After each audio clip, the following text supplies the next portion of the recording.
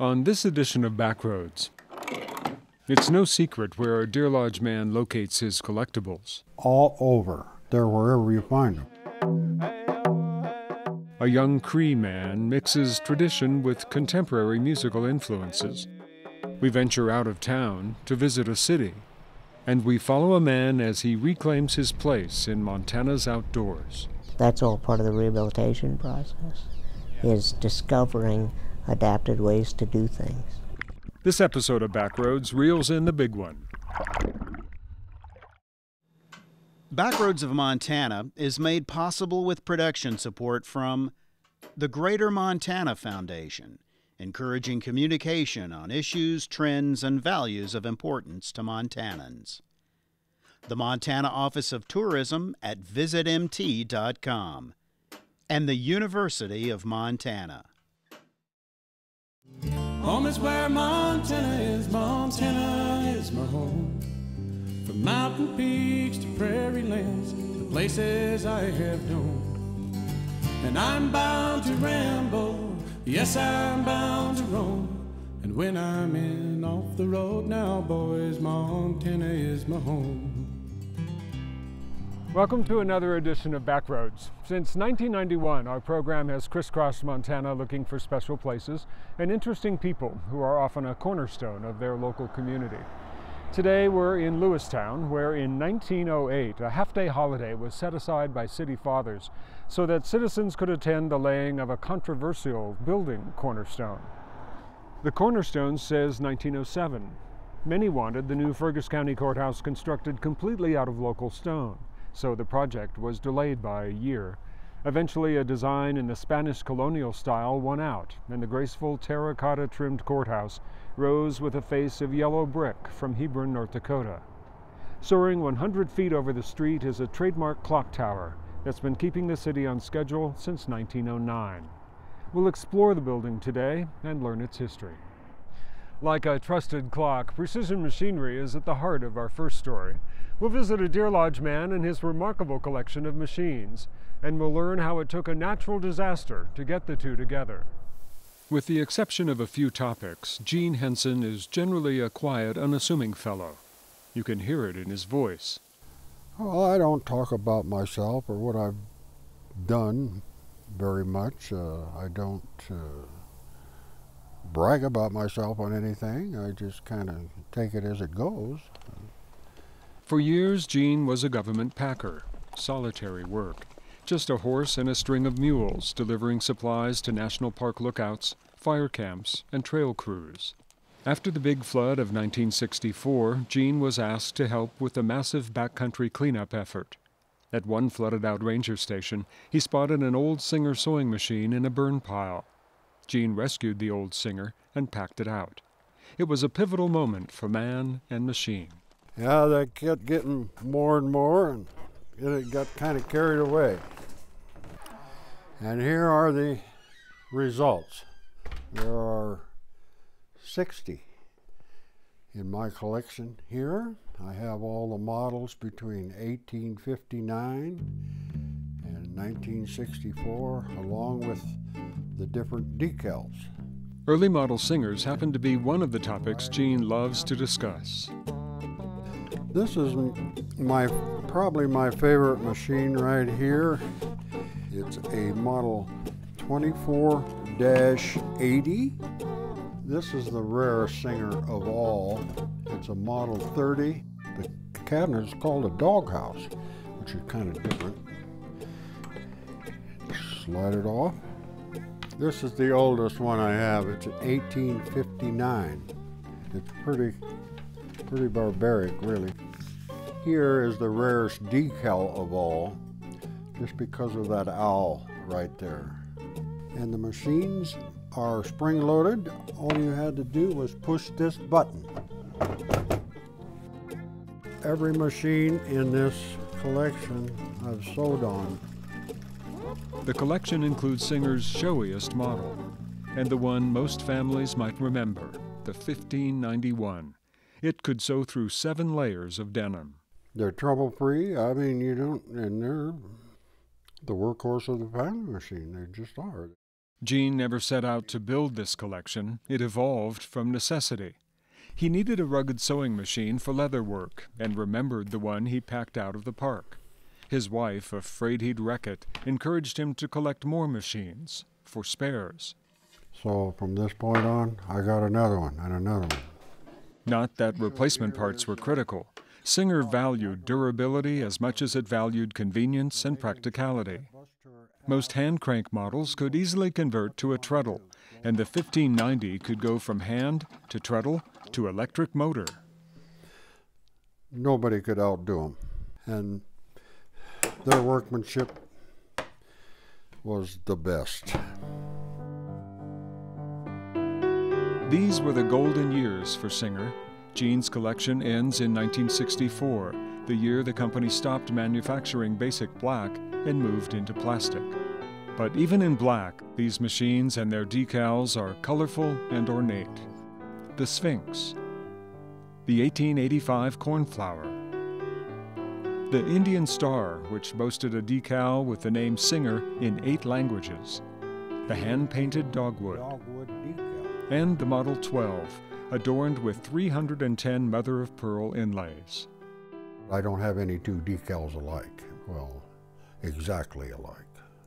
Eventually, our tour comes full circle, back to the one that started it all, the Model 66 Red Eye, looking pretty good for a machine that survived the '64 flood and, thanks to Gene, running better than it did in 1920. He's convinced that this treadle was built for backcountry applications. I think the Singer Company designed this cabinet just so you could put it on a mule. It's a simple side pack. It works very well. When Gene's backcountry days were over, he took a job as cow boss at the prison ranch in Deer Lodge. Nothing of a correctional nature, just caring for horses, fences, and, with the help of a dozen inmates, around 1,800 head of cattle. One day, an officer from Fish and Game arrived with a moose calf, whose mother had been killed by a car. Inmates named him Bullwinkle. He's another topic that Gene loves to discuss. He liked bologna sandwiches, apples especially. He hated oranges because they're juicy. Every time he ate an orange, he just juice all over. He didn't like that. At first, Bullwinkle was penned with the replacement heifers, but soon he had the enviable privilege of roaming throughout the prison grounds. Whatever was done up there, he had to have his nose in everything. He came and looked everything over. During the fall rut, Bullwinkle's gaze would extend far beyond the safety of his prison confines.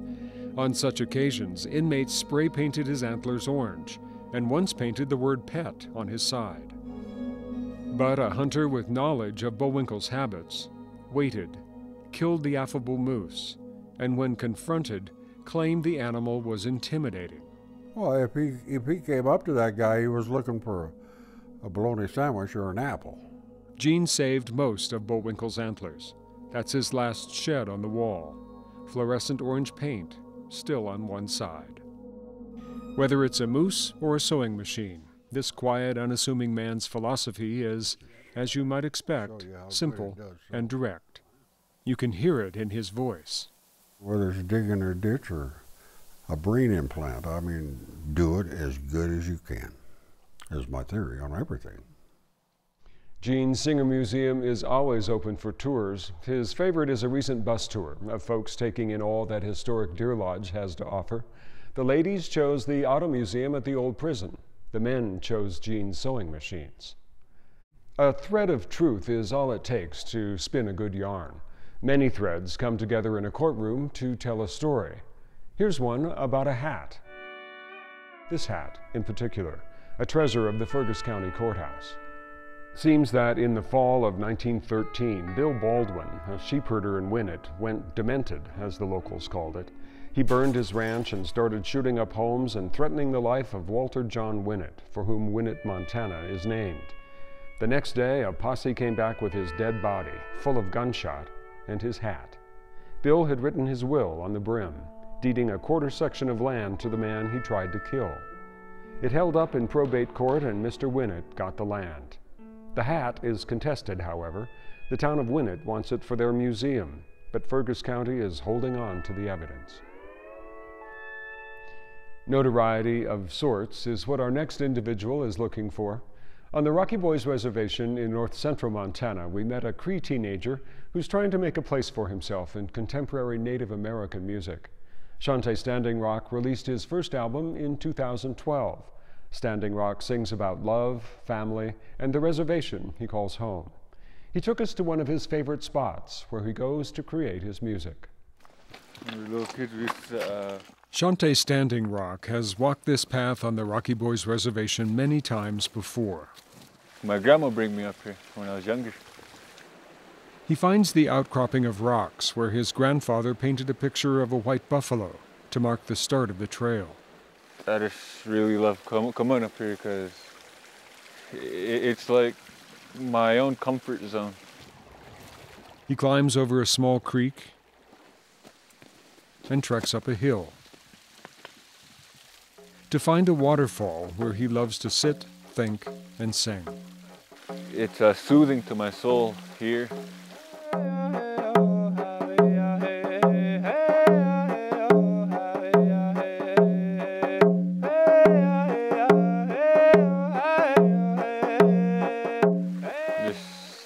The scenery and the land itself, it's soothing, it's beautiful.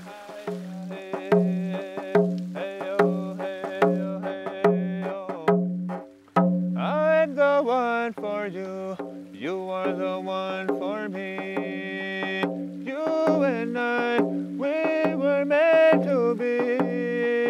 I gave you my love, my heart, my hand, baby. Love is true, I'm in love with you. What I try to set myself out to do is to uplift people, bring them happy feelings, you know, make them feel good, and lighten up that light in their heart, you know.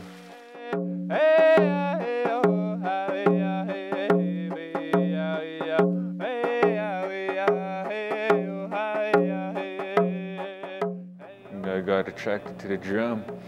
It's like, just like how a guy gets attracted to a girl. When they first started getting interested, I kind of heard the sound of that drum and I just wanted to keep hitting that drum. When the stars fade away and the blue sky comes out, all I wanna do is lay here beside you. I started out singing and I started to get noticed, and like when I was in junior high, people started to ask me to sing for them. I kind of got tired of singing other people's songs, so I just had to make my own.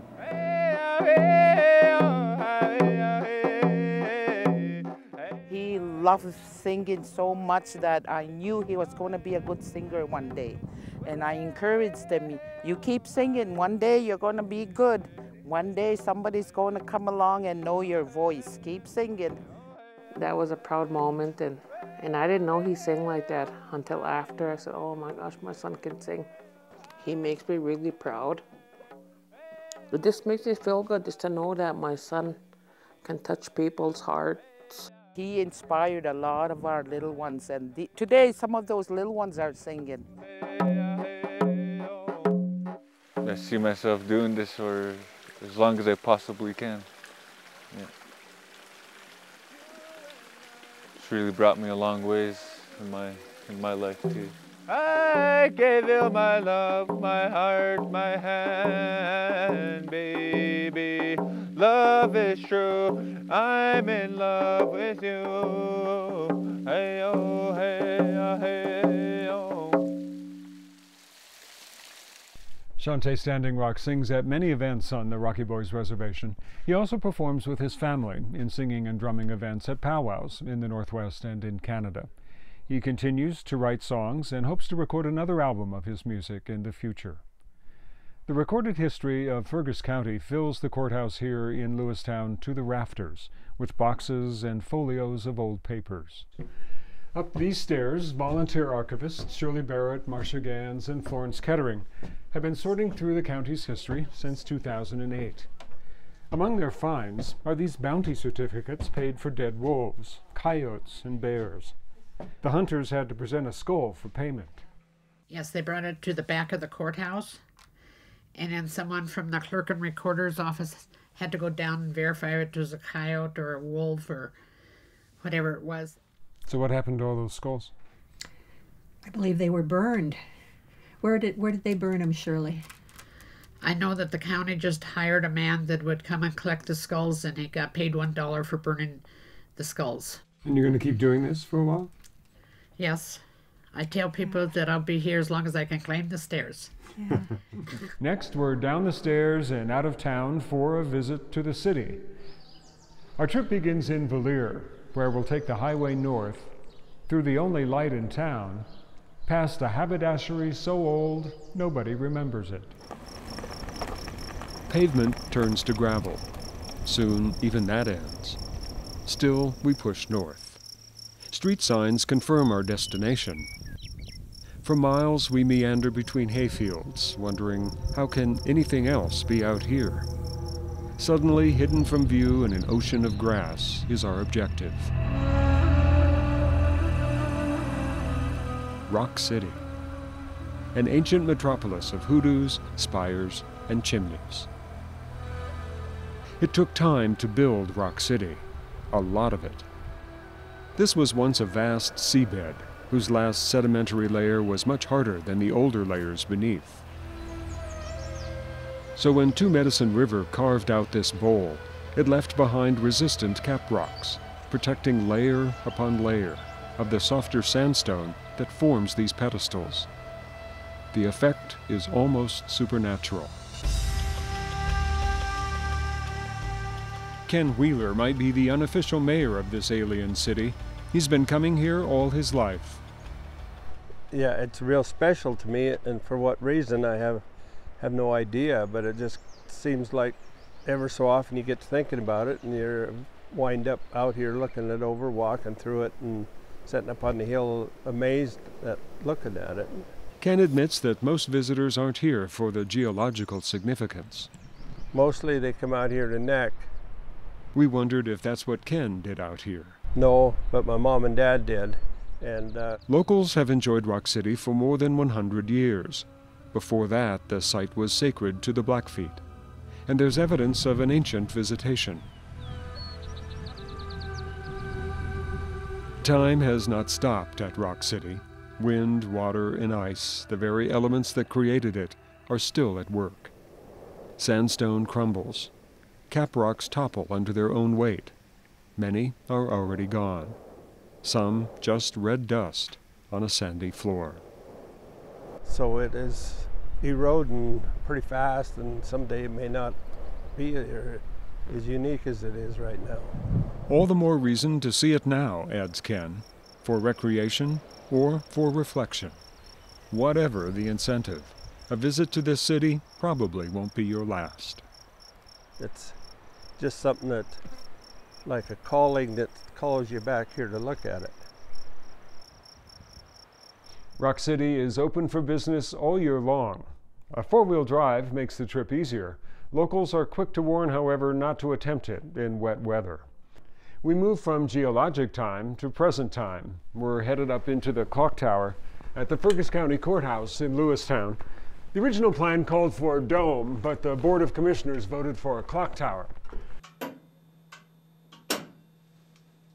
The mechanism is a Howard round-top hour and half-hour striking tower clock.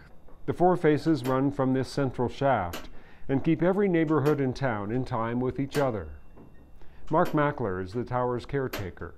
The clock was installed in 1909, and it's run faithfully ever since, except for when it was rebuilt for the courthouse's 100th anniversary, and it was rebuilt by Dutch Knutson. The passage of time is easy to take for granted. As we work and play in Montana, the wide open spaces and outdoor recreation seem limitless. But in our final story, we meet a western Montana man who learned to treasure his time and showed the rest of us that anything is possible. Chris Clasby was in a hospital room more than 20 years ago. He was in a coma. And then all of a sudden one day it was like I opened my eyes and started noticing buildings. It was like, where am I at? You know, what happened to me? Chris would have that answer soon enough, but the bigger questions were about the future. What could he accomplish? What was possible? And let's remain in contact. Period. New line. Killed Chris. Send. The physical changes are obvious during his daily routine. Again? Yeah. His healthcare attendant, Levon, helps him get dressed and ready for work. I'll talk to Joe. He discusses plans with his girlfriend, Mary, before heading out to meet the challenges of the day. Access to buildings, I guess all of the little things, they're small things each day, but you just figure it out or just do something different. Good, how are you? It's Friday. At work, Chris rolls from one meeting to the next. These are the traditional access issues, and he lives them every day, making him uniquely qualified for his job of helping others live independently. We here at Summit in Missoula have done 3 living well classes. But Chris knows more is possible, and it involves a different access to a different place. Nice. Yeah. There she goes. Oh, that's a good one. That's a good one. Live wire.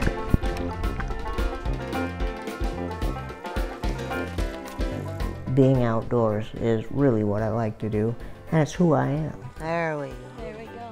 Totally allows me to express myself. This is where he belongs, and it is what his eyes light up when he gets outside. It's the same feeling I had when I fished before I had a disability. Missouri River rainbows, oh, they're so nice. Disability does not define you. I'm still the same person I was. And so, yeah, it's the same exact thing. Before his life changed, Chris was a scrappy kid who was born in Conrad and went to high school in Helena. He wrestled, loved to hunt and fish, and rode the rodeo circuit. In July 1990, returning from a rodeo, it was a deadly combination of speed, alcohol, and no seatbelts. Chris and his friend Dan were thrown from the pickup. Dan was pronounced dead at the hospital. Chris slipped into a coma for 2 months. What remains is a spark of hope, and I'm very lucky that I never lost hope. And so for me to wake up and realize what happened, and then it was 2 months later, it was weird. I mean, I can't tell you how good I felt. I had an unbelievable joy. That joy carried Chris through a grueling 22 weeks of rehabilitation. Paralyzed from the neck down, he knew he would have to adapt every part of his life. But what the Montana kid wondered most was, would he ever experience the outdoors like he used to? I spent a lot of time awake at night wondering how this certain activity would ever work, or trying to imagine different ways to do things. There's a deep one. It was not an easy path. The outdoors posed a different challenge, like this boat ramp on his fishing trip. Good job. He first discovered adaptive equipment during his rehab near Denver. Today, he's headed out on the Missouri River with Mary and his good friend Peter Powles. To the left. Yep, good. Peter was a designer by trade and now volunteers at Craig Hospital, where Chris recovered. Peter is up visiting and showing Chris the latest version of the pneumatic fishing rod he built. Ready for a cast? The rod works off compressed air connected to a controller that Chris operates with his chin. He moves it left and right to cast. Perfect. and presses down to reel in the line. Some assembly and patience are required. We got to look under the hood. Something's leaking. Tangle up here. Oh, it's around and around. Oh, we're hung up in the front there. I'm really good at tying knots. Look at the mess on it. Come on, fishy. This is a good spot right there. Peter and Chris first teamed up back in 2008. Chris knew Peter had designed the adaptive equipment, but he also understood how expensive it was. And that's where Chris came in realizing that and getting the grant to purchase a whole bunch of adaptive gear and making it available for free. Chris wrote the grant and Peter built the equipment, and together they tested it. Chris, could you catch a little smaller fish? We can't handle the big ones. Easier on the equipment. The grant was facilitated through Montech to provide outdoor recreation opportunities for people with disabilities. In their first year, they took 60 different participants on float trips. And there were even more outdoor possibilities. Chris wanted to show access also meant keeping it authentic. On this hunting trip, he trucked through the snow to find the perfect spot for elk. Similar technology helped him fire the gun, and then Chris and his friends began the long task of dragging out the harvested animal. Ready? Go. It was a huge day for me to realize that here was something that I could totally relate with. Back on the Missouri River. Got a fish on. Fish on. For Chris, each trip outside is a triumph. With the help of so many, he's reconnected to the place that's taught him anything is possible. Nice. It helps me realize where my place is, how fortunate I am. Oh. Fat. Chris is also a member of the Blackfoot Access Group, which has worked hard to curb the abuse of able-bodied hunters illegally obtaining permits reserved for the disabled. If you'd like information about outdoor recreation opportunities for people with disabilities, including equipment and access information, visit this website. And the time has run out on this show. Thank you for coming along.